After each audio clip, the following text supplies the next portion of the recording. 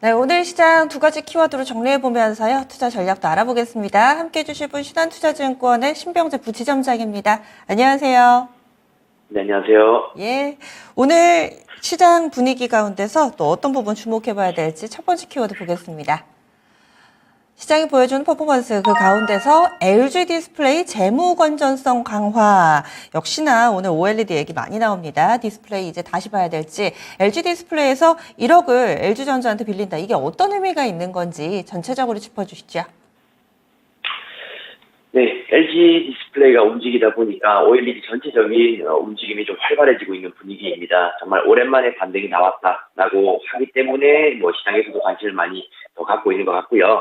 먼저 전일시장 미국을 좀 살펴보게 되면은 미국 시장 자체는 좀 혼조세를 계속적으로 지속하는 것 같습니다. 방향성이 없는 힘겨루기를 한다라는 표현이 좀 맞을 것 같고요. 오늘 있을 마이크론 테크놀로지 실적이 또 나스닥 지수의 방향을 좀 결정하지 않을까라고 보고 있는 상황입니다. 현재는 뚜렷한 변수 또는 뚜렷한 악재도 호재도 없는 이런 상황인 것 같아요. 계속적으로 좀 암흑 속에서 있는 것 같고 뭔가 좀 2분기가 되면은 돌파구가 좀 나오지 않을까라고 좀 희망 회로를 한번 돌려보고 있습니다. 어쨌든 LG 쪽으로 다시 한번 돌아와서 말씀을 드리면요. LG전자에서 1조 원 정도를 LG 디스플레이에 차입하는 이런 내용이 발표가 되었습니다. 이로써 LG 디스플레이는 OLED 사업 경쟁력이 더 이제 강화될 수 있는 부분이 생겼고요. 그리고 자금을 선제적으로 확보했다는 측면에서 재무 건전성에 대한 이런 체력이 더 좋아졌다라고 이제 보시면 될 것 같습니다. 그렇게 되면 프리미엄 TV 시장 내 이런 점유율을 아마 지속적으로 확대해 볼 수 있는 그런 내용이다라고 보고 있고요. 지금 관심이 조금 둔화되었지만 메타버스, 메타 테크놀로지와 관련해서 이제 초격차 기술을 LG 디스플레이도 갖고 있습니다. 그래서 이제 게이밍 OLED라든지 이런 시장 창출력 사업에도 이제 확산을 계속 할 수 있는 그런 자금 여력이 생겼다라고 보면 될 것 같고요. 그동안 LG 디스플레이가 주가 흐름이 좀 부진했던 것은 3분기 연속의 이런 적자 규모였기 때문이다라고 좀 보고 있습니다.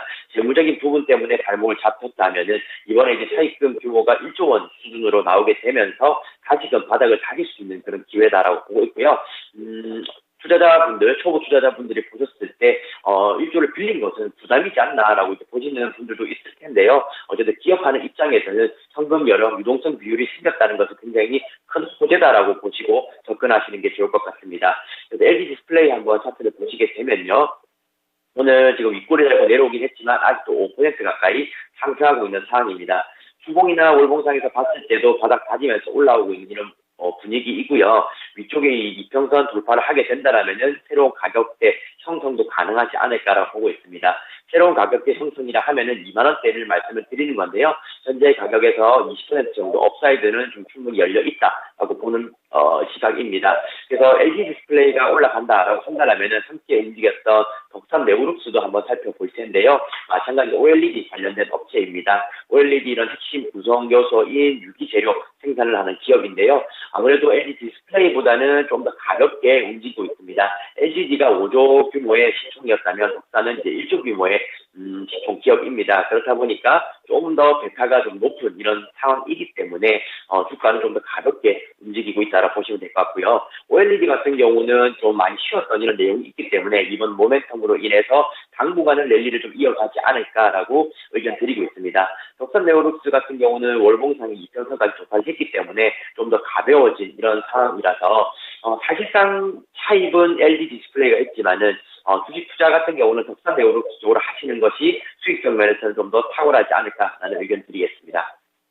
그래서 이와 관련된 종목군들에 대한 대응 전략까지 알려주셨는데 그러면은 오늘 좀 뜨거운 OLED 관련된 종목군들은 단기적인 이번에 LG 디스플레이의 차입으로 인한 단기 모멘텀이라고 봐야 될까요? 아니면 진짜 바닥이 나왔으니 중장기적인 관점에서도 디스플레이 관련된 종목군들 투자 가능하다고 보세요? 네, 안타깝게도 OLED 쪽으로는 아직까지 자금 흐름이 본격적으로 왔다는 느낌은 받지 못하고 있습니다. 제 개인적인 이런 투자 사이클로는 반도체 쪽으로 자금 흐름이 먼저 와줘야 OLED도 좀 확산되는 분위기를 받을 수 있다라고 보고 있고요. 아직까지 확실한 이런 반도체 쪽의 수급 쏠림 현상이 나타나지 않았기 때문에 OLED 쪽의 반등도 좀 단기에 그칠 가능성이 높을 것 같습니다. 그래서 중장기적인 호흡보다는 단기 트레이딩으로 활용하시는 게 좋을 것 같습니다. 짧게 보시는군요. 알겠습니다. 다음 두 번째 키워드 넘어가겠습니다.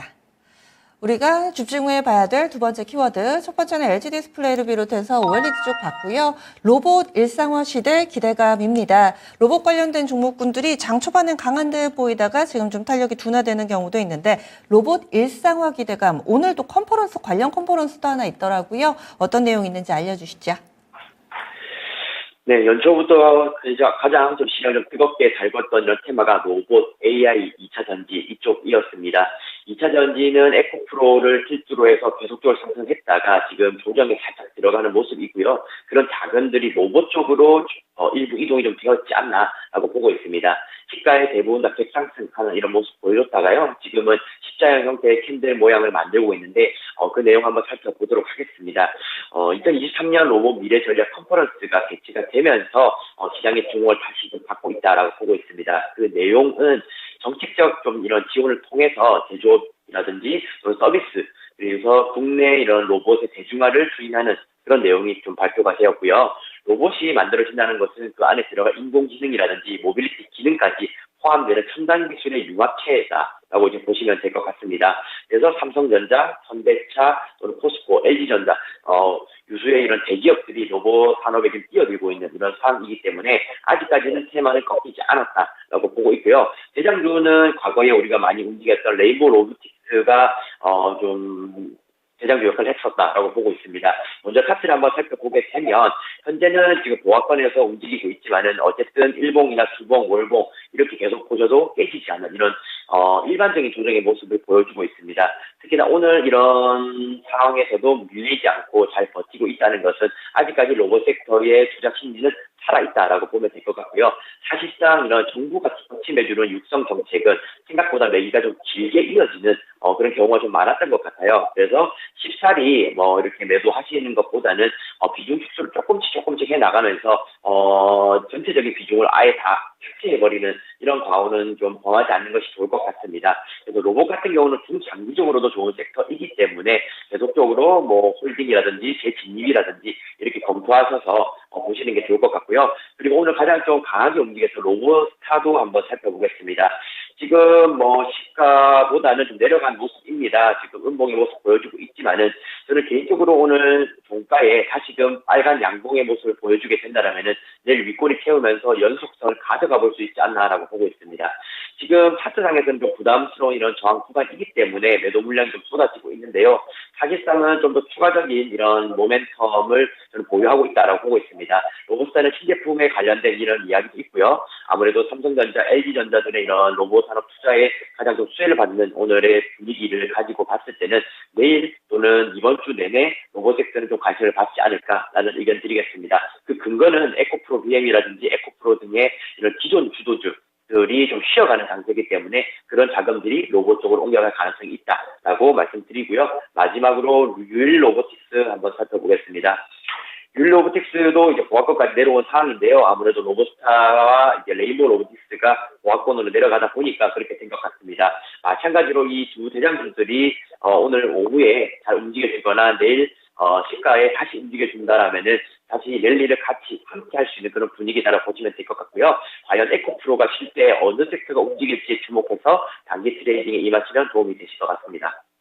이 로봇을 집중하시는 이유 또 나침반이 된 게 에코프로 그룹주들에 있었네요. 이쪽에서 자금이 빠져나가는 게 어떤 쪽으로 움직이냐. 로봇은 중장기적으로 봐도 좋겠다. 앞서서 OLED와는 조금은 다른 견해의 이 이야기를 좀 해주셨는데 그렇다면은 지금 로봇이 많이 올랐다는 데는 사실 이견이 없거든요. 신규 접근하시는 분들은 어떤 좀 기술이 필요할까요? 네, 요즘에는 과열을 부르는 그런 시장인 것 같습니다. 다들 에코프로 이런 움직임을 봤은 것처럼 로봇도 마찬가지 접근이다라고 보고 있고요.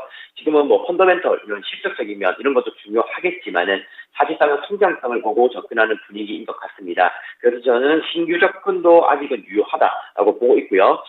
에코프로를 자꾸 이제 말씀을 드리겠지만은, 그 기준점을 잡았을 때 로봇에 대한 업사이드는 더 남아있다라는 의견을 저는 좀 드리고 싶습니다. 그래서 기존에 보유하신 분들, 그리고 또는 신규 접근을 고려하신 분들 같은 경우도 로봇에 대한 것은 좀 더 긍정적으로 보셔도 된다라는 의견 드리겠습니다. 알겠습니다. 오늘 말씀 고맙습니다. 네, 감사합니다. 네. 오늘 뜨겁게 달아오르고 있는 OLED는 단기적으로, 그리고 로봇은 좀 밀릴 때 관심 가져보자. 그리고 한 번에 비중 축소하지 마시고요. 중장기적인 트렌드가 형성된 만큼 로봇은 약간씩 비중을 축소를 하시면서, 하지만 포트 한 켠의 일부는 가져가야 된다. 이렇게 의견 나왔습니다. 지금까지 신한투자증권의 신병재 부지점장 함께했습니다.